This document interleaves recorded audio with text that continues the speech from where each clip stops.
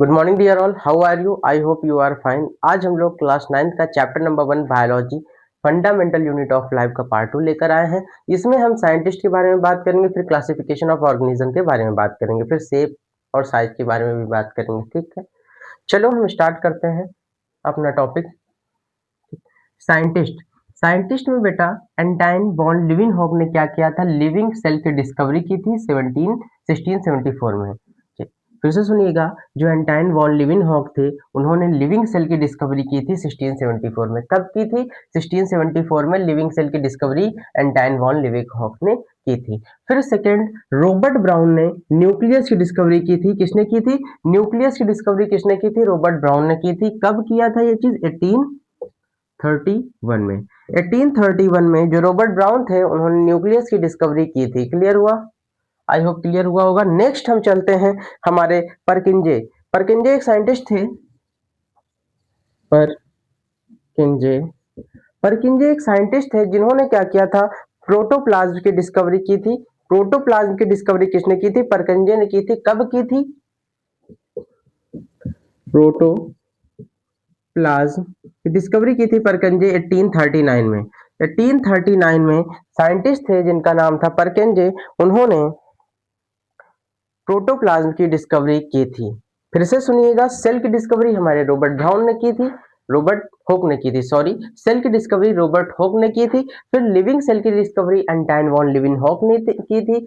फिर हमारी न्यूक्लियस आती है, न्यूक्लियस की डिस्कवरी की थी रॉबर्ट ब्राउन ने। प्रोटोप्लाज्म की डिस्कवरी की थी परकिंजे ने। किसने की थी? परकिंजे ने की थी 1839 में। क्लियर हुआ? आगे हमारा नेक्स्ट टॉपिक आता है classification of organism. Next topic क्या आता है? Classification of organism.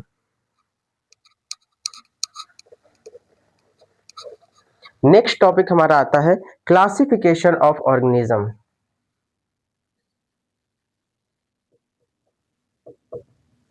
Classification of organism. Classification of organism.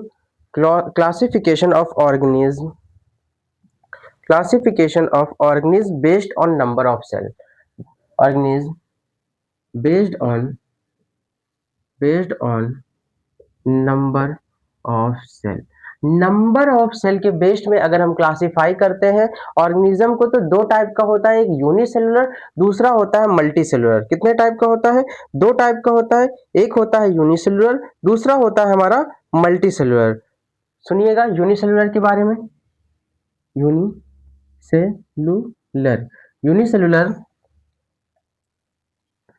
Unicellular organism unicellular organism, और दूसरा हमारा आता है मल्टीसेलुलर ऑर्गेनिज्म। लुलर organism, multicellular organism, multicellular organism. ठीक है, मल्टीसेलुलर ऑर्गेनिज्म। क्लियर हुआ? Multicellular organism. अब यूनिसेलुलर में क्या होता है? यूनि मतलब होता है बेटा सिंगल। क्या होता है? सिंगल। और मल्टी मतलब क्या होता है? मोर देन वन। मल्टी में मतलब क्या होता है? मोर देन वन, या बोल सकते हो मैनी। मल्टी मतलब होता है मैनी। अब कहोगे unicellular organism in organism which made up of only single cell. Unicellular organism, unicellular cellular organism जो है, ऑर्गेनिज्म ये बना होता है सिंगल सेल से। सिंगल सेल से। The organism which is made up of single cell is known as unicellular. फिर से सुनिएगा, जो यूनिसेलुलर ऑर्गेनिज्म है वो सिंगल सेल से बना होता है, सिर्फ एक सेल से बना होता है यूनिसेलुलर। और मल्टीसेलुलर ऑर्गेनिज्म क्या होता है? Multicellular organism is organism which is made up of more than one cell. More than one cell. More than one cell से बना होता है कौन सा? हमारा मल्टीसेलुलर ऑर्गेनिज्म। मल्टीसेलुलर ऑर्गेनिज्म क्या करता है? क्या करता नहीं है, मल्टीसेलुलर ऑर्गेनिज्म होता क्या है? वो ऑर्गेनिज्म जो एक से ज्यादा सेल से बना होता है उसे मल्टीसेलुलर ऑर्गेनिज्म हम कहते हैं। सेकेंड पॉइंट हमारा आता है एग्जाम्पल। एग्जाम्पल यूनिसेलुलर ऑर्गेनिज्म की बात करें तो इसमें आ जाएगा हमारा बैक्टीरिया, बैक्टीरिया, अमीबा हो गया, पैरामीशियम हो गया, एक्सेट्रा। क्लियर? अमीबा हो गया, पैरामीशियम हो गया और एक्सेट्रा। ठीक, मल्टी सेलुलर ऑर्गेनिज्म में हमारा आ जाएगा plants, example example plants, plants, animal etcetera. Plants हो गया, एनिमल हो गया, और भी अदर थिंग्स है जो हमारे मल्टी सेलुलर में आ जाएंगे। फिर से सुनिएगा, अभी तक मैंने क्या पढ़ाया, आपको बताया एंटाइन वॉन लीवेनहॉक ने लिविंग सेल की डिस्कवरी की थी। कब की थी ये चीज? 1674 में की थी। कब की थी? 1674 में की थी। फिर नेक्स्ट साइंटिस्ट आते हैं जिनका नाम है रॉबर्ट ब्राउन, उन्होंने न्यूक्लियस की डिस्कवरी की थी 1831 में। 1831 में जो न्यूक्लियस की डिस्कवरी रॉबर्ट ब्राउन ने की थी। फिर साइंटिस्ट हमारे आते हैं परकिंजे, उन्होंने प्रोटोप्लाज्म की डिस्कवरी की थी 1839 में। कब की थी? 1839 में की थी। फिर आगे हम थोड़ा सा बढ़ते हैं टॉपिक के आगे, तो हमने आपको पढ़ा है classification of organism based on number of cell. Number of cell के बेस्ड में हम क्लासिफिकेशन करते हैं, तो दो टाइप का होता है, एक यूनिसेलुलर, दूसरा मल्टी सेलुलर। यूनिसेलुलर ऑर्गेनिज्म वो ऑर्गेनिज्म होते हैं जो बने होते हैं सिंगल सेल से। कितनी सेल से? सिंगल सेल से बने होते हैं। और मल्टी सेलुलर ऑर्गेनिज्म वो ऑर्गेनिज्म होते हैं जो बने होते हैं मोर देन वन सेल से। यूनिसेलुलर का एग्जांपल बैक्टीरिया और मल्टी सेलुलर का एग्जांपल हो गया प्लांट्स और एनिमल। क्लियर हुआ? आगे चले।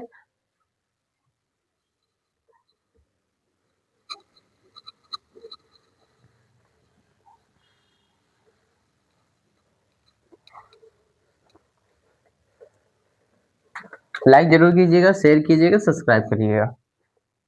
Different shape of cell. अब जो सेल के डिफरेंट डिफरेंट शेप होते हैं उसके बारे में बात कर रहे हैं।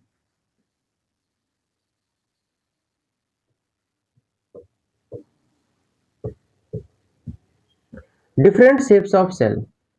डिफरेंट शेप्स ऑफ सेल में अगर हम बात करें, अगर हम बात करें तो हमारा smooth muscle cell, smooth smooth smooth muscle cells, cell जो बनी होती है स्पेंडल शेप की, जो स्मूथ मसल सेल है बनी होती है स्पेंडल शेप की। आप जरा अपनी बुक में देखिएगा, ये बना होगा डायग्राम, उसको ध्यान से देखिएगा और समझिएगा कि कैसा स्पिंडल शेप होता है। क्लियर? फिर नेक्स्ट आता है हमारा जो शेप आरबीसी, जिसको हम बोलते हैं red blood cell. Red blood cell, red blood cell ये राउंड शेप की होती है और बाइकॉनकेव होती है। राउंड एंड बाइकॉनकेव शेप होता है। राउंड और बाइकॉनकेव, कॉनकेव शेप होता है किसका? आरबीसी का। आरबीसी का शेप कैसा होता है? बाइकॉनकेव और राउंड शेप होता है। क्लियर हुआ? आगे चले। आगे जो ओवम हो गया, जिसको हम एग सेल बोलते हैं। ठीक, फिर आ गया हमारा फैट सेल। ठीक है, एक बार देख लीजिए फिर हम आगे चलते हैं। ये हो गया डिफरेंट शेप ऑफ सेल्स। अब हम डिफरेंट साइज ऑफ सेल्स के बारे में बात करेंगे। डिफरेंट साइज ऑफ सेल्स के बारे में बात करेंगे।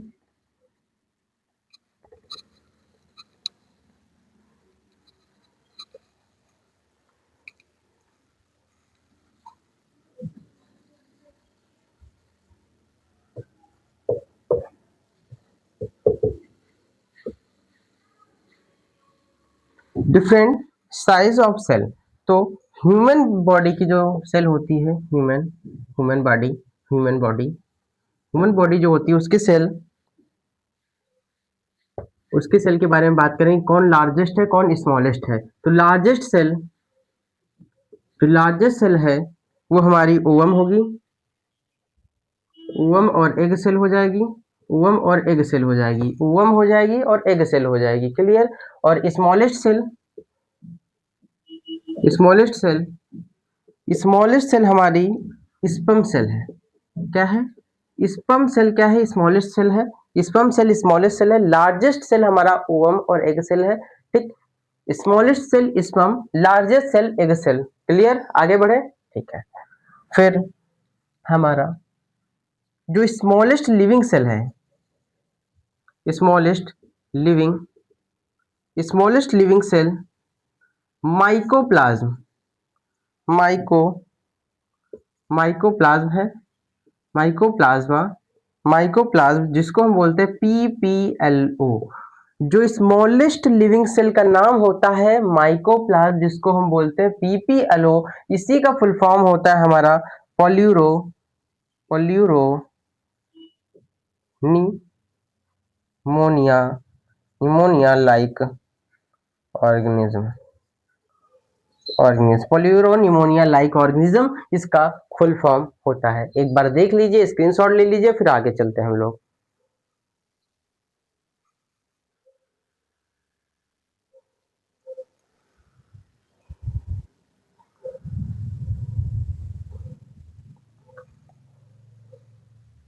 ठीक है बच्चों, आज हम यहीं तक रखते हैं।